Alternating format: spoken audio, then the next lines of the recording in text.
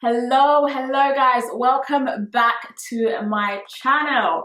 Oh my gosh, it feels so good to be back. I think the last time I posted on YouTube was 6 months ago. It has been a while, and if you follow me on Instagram or anywhere else, you'll know that your girl has been MIA.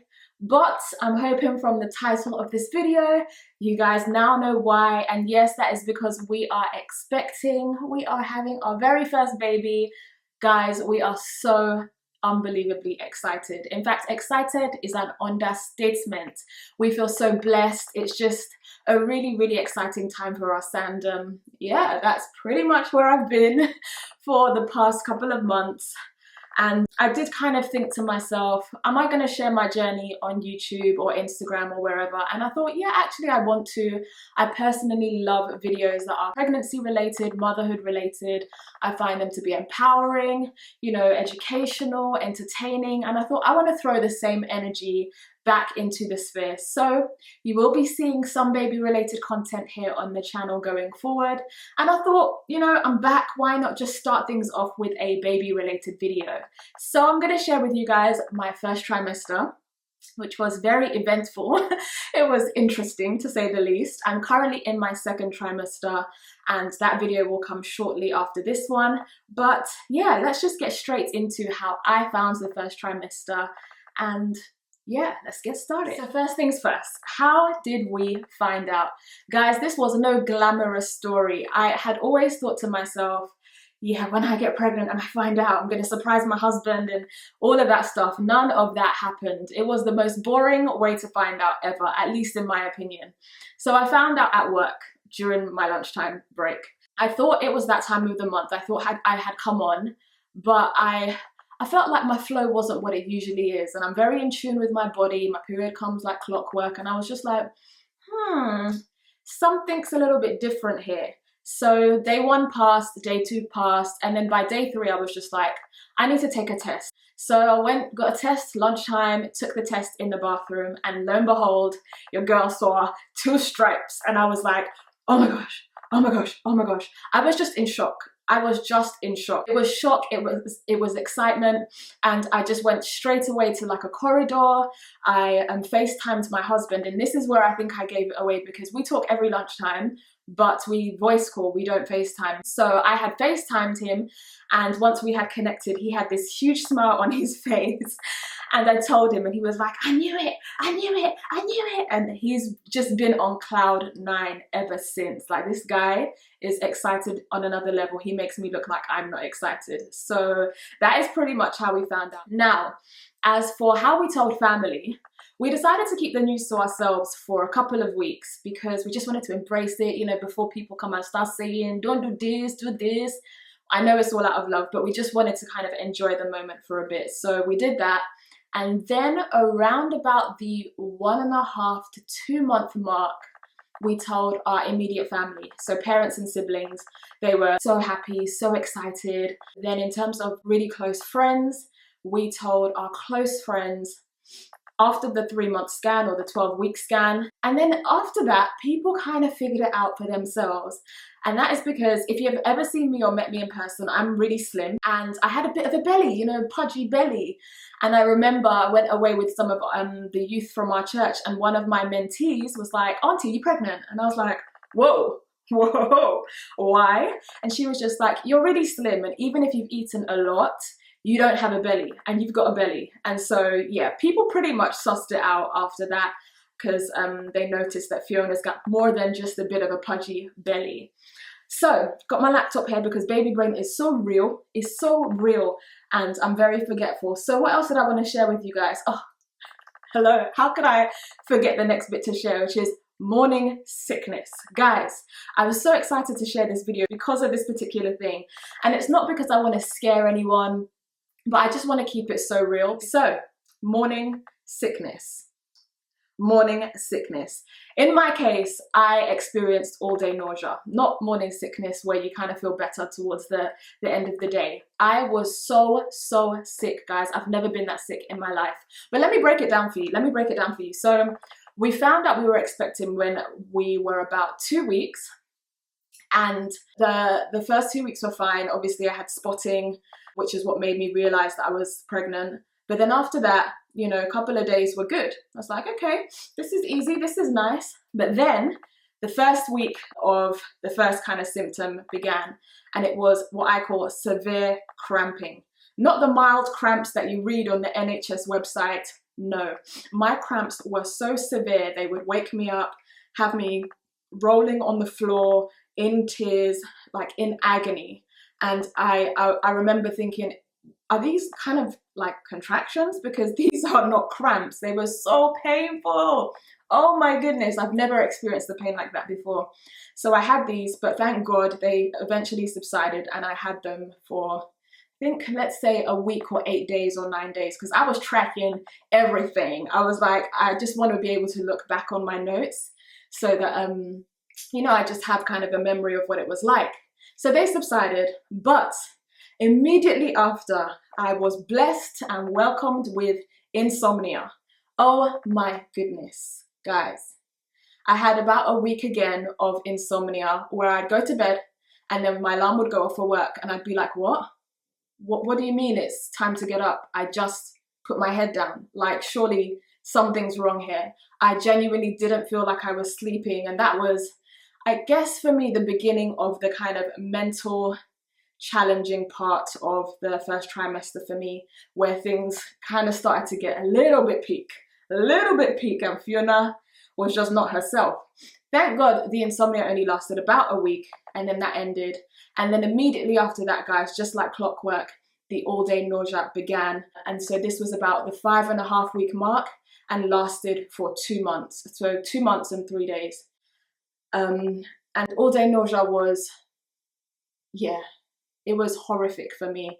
Feeling so sick every single day, feeling like every second of the day you are going to throw up, but not being able to throw up was such a horrid experience. I remember there'd be times where I'd pray and be like, God, please just let me throw up, because surely throwing up is better than feeling like you're going to throw up and not being able to.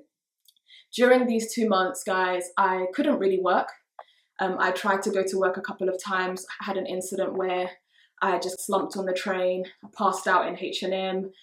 Yeah, guys, I was so dizzy, so faint, and just felt horrifically sick. Being on my phone for too long, reading a book for too long would make me dizzy. So even the things that you kind of hope will, you know, make you feel better, that you can indulge in when you're feeling really groggy, like Netflix, no, I couldn't even indulge in them, because watching them for too long, watching a movie for too long would make me feel super dizzy and faint and even more nauseous. So I was just like, oh God, really? What did I do for this? What did I do to deserve this? It was really bad. And the other thing, what else did I want to share? So yes, there was a dizziness, there was the kind of faintness, there was also a lack of appetite, because I had really bad indigestion and heartburn, so I felt like whatever I would eat wouldn't go down, and it would just feel like it was stuck around about here, which didn't help. That made me feel super nauseous as well. So yeah, it was honestly a mentally challenging time for me, because I couldn't find joy in the moment. There was not a minute of the day I could find joy in, because I just felt so sick. I couldn't hold long conversations. I didn't want to talk to anyone. It felt like an imposter had come and taken over my life. And I'm quite sure I cried more in those 2 months than I ever have in my life. In fact, I wasn't even crying. I was weeping. I was full of sorrow. It sounds so bad, but this is just, you know, me not sugarcoating. It was really, really, really tough for me. What I will say for anyone that is kind of going through the first trimester, or knows someone, or who just wants to know for future reference, is a few things did help me. So there are some things that definitely helped, such as getting up slowly in the morning. So not just getting up out of bed, but, you know, taking yourself from the laying position to sitting upright, and doing that slowly, and having a light snack, such as, you know, a plain cracker, plain rice cracker, something bland to just kind of munch on, to give you a tiny bit of energy before you then officially get up and go about your day. I found that did help. There's also ginger biscuits that help with the nausea. So that was a really helpful tip that one of my aunts gave. She was like, don't be jumping out of bed, take your time. Take your time. And I still, up until now, take my time to get up in the morning. I I did mention I had really bad heartburn, indigestion, and I found these mints called Rennies, which are available from like your supermarket and places like that. Really helpful. You take them, I think, an hour or half an hour after eating, and they were so helpful in my first trimester just to help my food feel like it was digesting somewhat. So those were super helpful. And this isn't really to do with all day nausea as such, but at the end of my first trimester, I found sleeping really difficult because I would have really bad joint and hip pains because I wasn't comfortable enough to sleep on my belly, and you're advised not to sleep on your back. So you have the option of sleeping on your left or your right side. And I guess the pressure of like one leg on top of another, either on your left or your right side, really kind of took its toll on my body. And so I bought a pregnancy pillow. And guys, this pillow, oh, it is such a blessing. I still use it now. And I would highly recommend considering one if, you know, you're going through that at the moment. I find that they do offer some support and relief. So what else do I got here? This is just a little bit of an extra. One thing I found really interesting in the first trimester was there would be times where I'd feel extra sick. So I was already feeling so sick, but I feel even more sick than I was feeling. And I was like, what's going on? What's going on here? Lo and behold, these were hunger pains. And I feel like pre-pregnancy, if I'm hungry, you just have a growl here or two and you're like, okay, I need a snack, it's time to eat. But I wouldn't get any growling. I would just feel even worse. And at times, you know, when you feel even worse, you're not thinking about food, you just want to sleep because you feel really, really bad. Then I remember there was one occasion where my husband was just like, just eat something. When was the last time you ate? And I was like, it's not food that's doing me. I just feel sick. And he just forced me to have a snack. And immediately after, I felt so much better. So if you feel even more nauseous than usual and you haven't eaten for maybe a couple of hours, definitely consider snacking. I've learned up until now that, you know, I need to have a lot of small portions of food during the course of the day. So yeah, that's just that on hunger pains and things like that. Next, what do we have here? Oh yes, cravings. And I've also kind of chucked in aversions. So first trimester, I completely went off foods that I love. So the foods that I craved were bland foods that were not too richly seasoned, didn't have too many spices in them, and were not tomato based. I didn't crave one particular food during my first trimester. I just craved bland foods. And I feel like part of my cravings were to do with my body going into defense mode and protecting myself from the likes of indigestion and heartburn, because the more acidic foods are the foods I would typically navigate towards pre-pregnancy, such as my stews, which are tomato based. But yeah, I couldn't eat those during the first trimester. So I preferred things like macaroni and cheese, something that was maybe coconut milk based. I liked potatoes with just scrambled eggs that were just seasoned with salt and black pepper. There was no egusi or bono or efo, jollof rice. And those foods I usually love were appealing at the time. So that was pretty much that. In terms of aversions, I didn't have food aversions per se. Well, actually I did, because I've just mentioned tomato-based foods and anything too acidic that would aggravate my indigestion. But there was one particular thing, guys, that I still cannot stand, and that is the smell of Nivea body cream. If you wear Nivea body cream, do not come near me. I will literally run a mile. There was the first day I noticed that I hated the smell was when my husband had come out of the shower, and I was like, what is that? What is that smell? And he was just like, what's wrong with you? And I was like, oh, I feel so sick. And this kept happening for a couple of days. And I think, you know, I knew by then it was the Nivea, but I think he was just like, it can't be that serious, you know, like, come on, babe.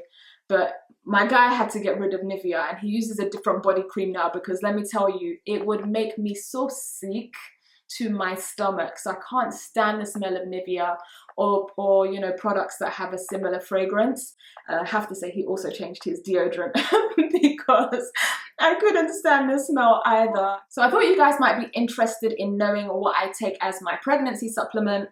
I take the Megafood Baby and Me 2 supplements. You have 2 tablets that you take a day. I researched these a lot. They're food-based supplements, and you can use them pre and postnatal. So that is what I take.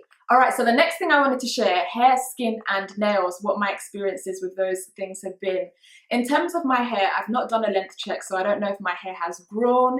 However, in my first trimester, I definitely noticed a reduction in the amount of shed hairs on wash day or when I would be manipulating my hair during the week. First trimester though, the thing that I noticed the most was, guys, my nails are stronger than ever.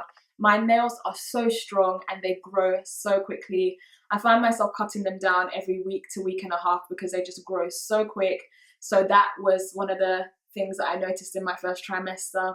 And the last thing was, towards the end of my first trimester, my skin got real dry. I just noticed these patches on my face that would flake. I know that's a bit gross, but I noticed kind of flaky skin, and I also have really dry patches on my arms that I have to be really diligent about moisturizing. So I just layer up and layer up and layer up.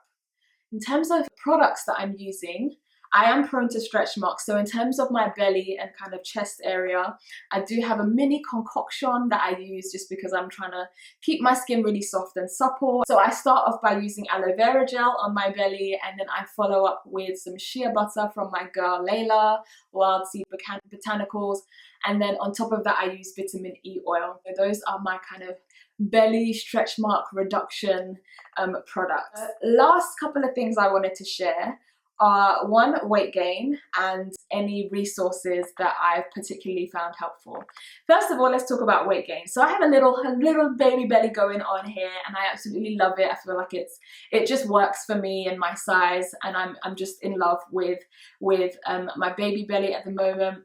I feel like those who are super close to me will notice that I do have some thicker, you know, sides on me, and I am in love with them. I love the extra thickness that I have at the moment. I've been trying to gain weight for forever, so right now I'm like, I'm just I'm just absolutely loving it. So I have gained a little bit of weight. And resources, I've pretty much spent most of my time on the pregnancy app and baby app. I'll put them in the description box as well as anything else that I've shared in the video that might be helpful. But I've lived on those apps. They tell you, you know, what size your baby is at this given week, and then there's loads of kind of forums and just fun stories that you can kind of enjoy. I'm also listening to a Christian podcast, which has been really inspiring and uplifting. I read a pregnancy devotional. I'll link it in the bottom. I can't for the life of me remember the name of it. But yeah, those are pretty much the resources. So the pregnancy app, the baby app, and the Christian podcast, and the pregnancy devotional. So that is it, guys. It's been a while since I filmed, so I'm so sorry if I've been all over the place. I'm not really used to being in front of the camera like I used to be, but that will change. That will change. I just want to say a huge thank you to everyone who messaged me online to ask if I'm okay, and I do apologize for not responding. You know, like I said, first trimester for me was just really bad. But I'm glad to be back. I'm so glad to be back, and I look forward to sharing more content with you guys. If you have anything else you want me to share, or any other questions, please let me know in the comment section, and I will try my best to get back to you. Remain blessed, and I will see you in my next video. Bye.